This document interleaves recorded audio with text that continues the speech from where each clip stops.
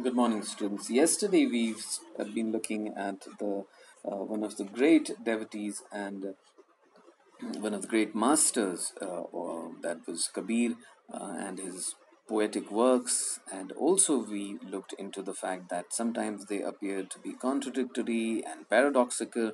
But I also told you something very important, that uh, you know these kind of people like Nanak, Kabir, and Meera, and Surdas, Tulsi Das ji, and all these kind of people, they have attained a different kind of spiritual level. They are at the zenith of spiritualism, right? And now we are beginners, and we have been beginners for centuries now. In all our lives we remain beginners, right? Now, so it is very difficult to exactly get into the mind of these great saints. Even if you look into the world of science, you understand mathematics. I know a bit of mathematics too, right? But then, just because I know the ABC of mathematics and a bit of physics, that doesn't mean I become Albert Einstein, right? Or I become Isaac Newton or some Stephen Hawkins for that matter, right? It is exactly the situation even in the spiritual world. So, I cannot claim to understand everything. So that is the reason why, some people say that yes, that is what you see right in the beginning. Were all these composed by Kabir? We may never be able to tell with certainty. Although scholars have tried to analyze the language, style, and content to establish which verses could be Kabir's.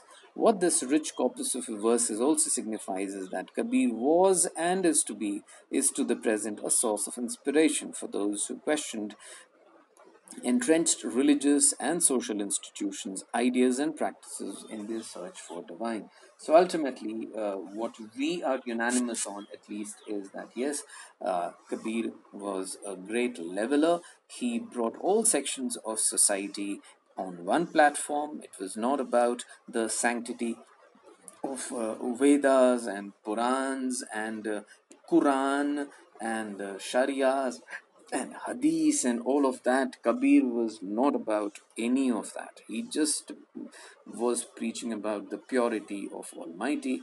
He was not at all, he did not have any affiliations. Now, sometimes, whatever his language or his method of communication might be, just as Kabir's ideas probably crystallized through dialogue and debate, as students, dialogue and debate, you have to understand, that has been the tradition in all the civilizations. Okay, dialogues and debates.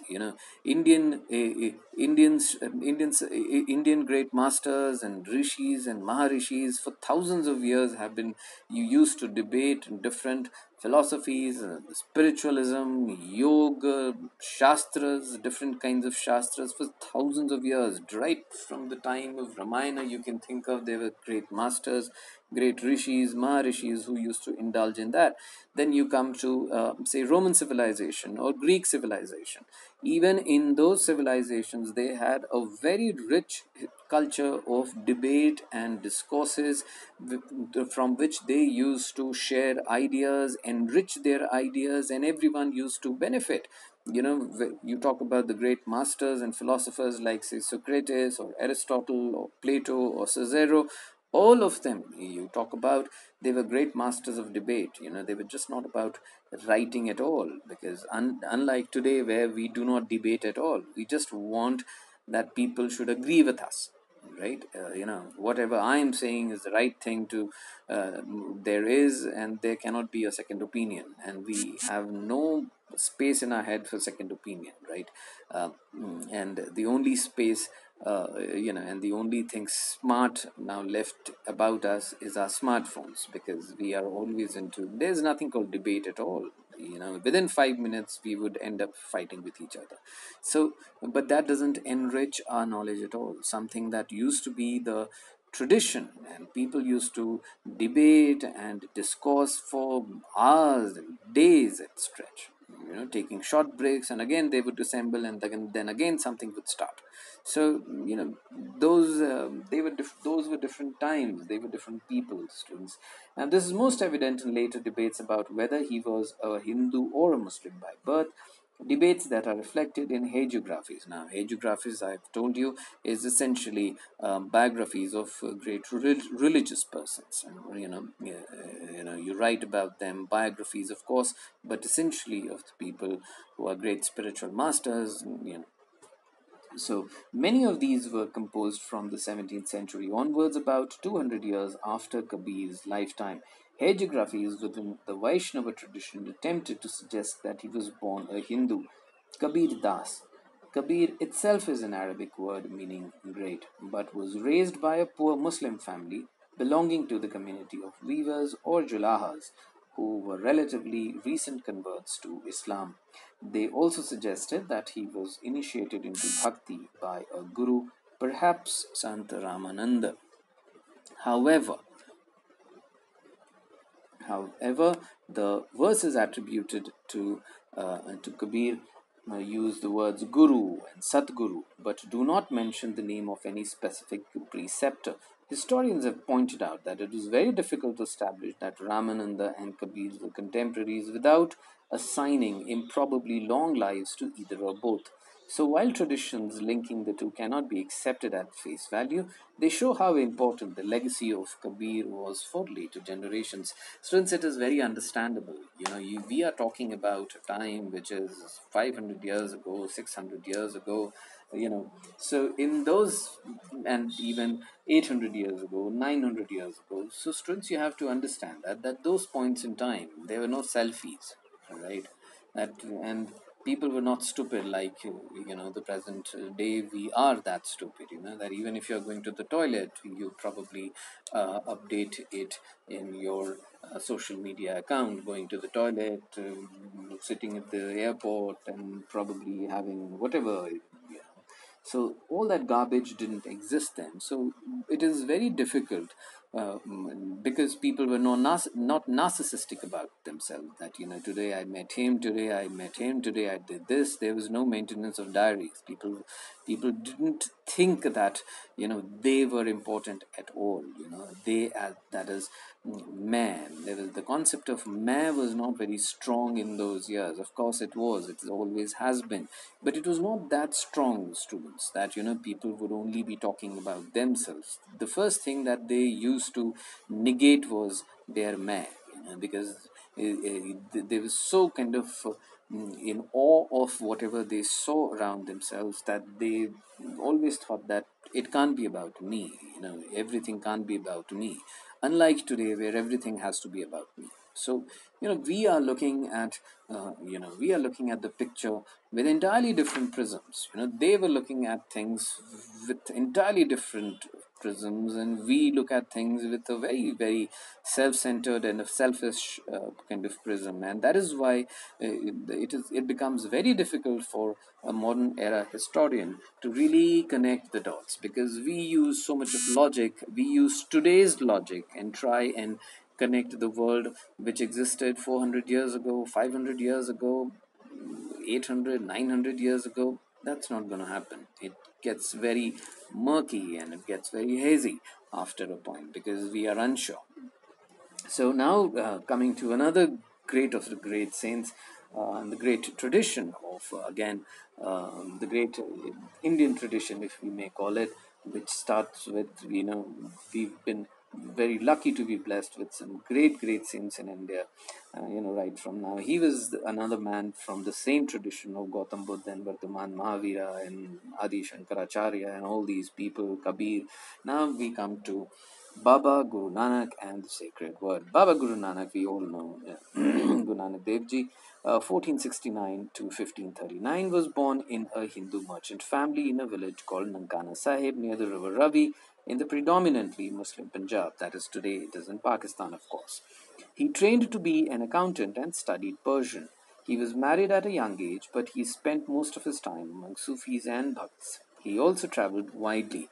So, students, again, one of the great saints from the same with the same Hindu background, like Gautam Buddha, Vardhaman Mahavir, Shankaracharya, and um, again Sri Guru Nanak Dev Ji. So the message of Baba Guru Nanak is pent out spelt out in his hymns and teachings. These suggest that he advocated the form of Nirguna Bhakti. He firmly repudiated the external practices of the religions he saw around them. Nirguna Bhakti, students, happens to be, of course, there have been great proponents of Nirguna Bhakti. That is something which, this is Nirguna Bhakti is about you talk about the divinity which does not have the kind of qualities that we normally associate the gods with. That we have a concept of Trinity, Brahma, Vishnu. Someone is assigned with a different responsibility. Brahma does something else. Lord Shiva does something else. Bajrangbali is easy to please, and Lord Shiva can be pleased just by Belpatra and Dhatura, and a very pure-hearted person. Lord Vishnu has a different attribute of his own. His avatar Krishna behaves in a very very human form of fashion, human form. Then his earlier avatar, that is Sri Ram. He is in fact mentioned as the Maryada Purushottam Ram. That is, someone who took birth on the planet to really set the rules of. How human beings should behave, because those were the very very early days of human civilization. So you have to understand that our gods have all the attributes and qualities. They feel the same way, like we humans do. Lord Ram or Shri Ram, which whatever you choose to call him, he abandoned everything, his throne of Ayodhya, just because his father had given a promise to his stepmother. All that are very very human qualities. He looks out, he goes as far as Lanka to get and to save his wife Sitama, and ultimately emerges victorious over the great ruler of Lanka, that is Ravana. So all these are very very human qualities. Now these are shagun kind of qualities. All these attributes which are there in one spiritual power. But Nanak Dev Ji was talking about the concept of Nirguna Bhakti. Students, the Nirguna Bhakti concept was again, Gautam Buddha was a great advocate of Nirguna Bhakti. Then Vardhaman Mahavir was into Nirguna Bhakti. Adi Shankaracharya, in his short life, has written many, many works which talk about Nirguna Bhakti. Adi Shankaracharya was 800 AD, so almost about 1000 years ago. Or 800 years ago, in fact, I'm sorry, he was talking about these things, and he was writing about these things, about Nirguna Bhakti. And similar and it was in the similar tradition that people like Sant Kabir and Nanak Dev Ji, they were walking the path. He firmly repudiated the external practices of the religions that he saw around him. For Baba Guru Nanak, the absolute or Rab had no gender or form. He proposed a simple way to connect to the divine by remembering and repeating the divine name, expressing his ideas through hymns called Shabad in Punjabi, the language of the region. Baba Guru Nanak Dev Ji would sing these compositions in various rags while his attendant Mardana played the rabab. Students, rabab happens to be a musical instrument, which happens to be just a kind of a trivia, happens to be one of the national instruments of Afghanistan, because it has its origin in that area, the Central Asian area. It is not you can't say that it is from the Indian subcontinent. Of course, it is the musical instrument itself has taken a lot of transformation, and a lot of adaptations have happened in this instrument over the centuries. But yes, it looks very much like sarod, which we play in India, and one of the great proponents of and masters of sarod, rather, Ustad Amjad Ali Khan. He plays sarod. If you can connect what I'm talking about, thank you.